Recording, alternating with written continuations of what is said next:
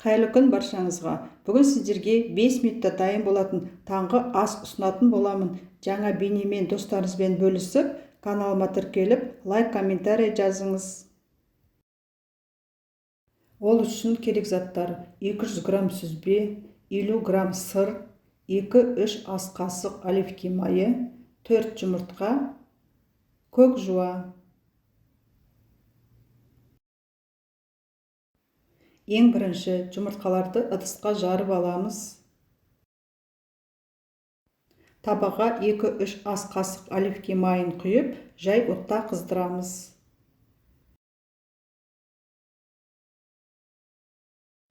Жұмыртқаларды араластырып, қызған табаға құямыз.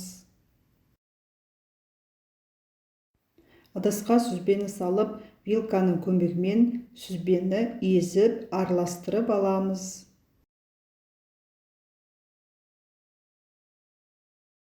Сүзбені жұмыртқалардың үстіне саламыз. Сүзбенің үстіне 50 грамм сырды теркадан өткізіп саламыз.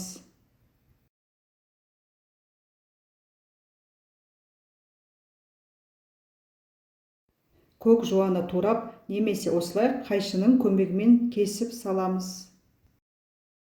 Отты сөндіріп, табаның бетін 2-3 минутқа қақпақпен жауып қоямыз. Таңғы ас дайын болды. Сіздер де жасап көріңіздер.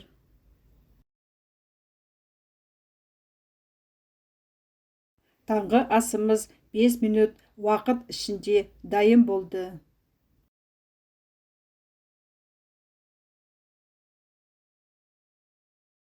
Сыр еріп, дәмді болып пісіп шықты.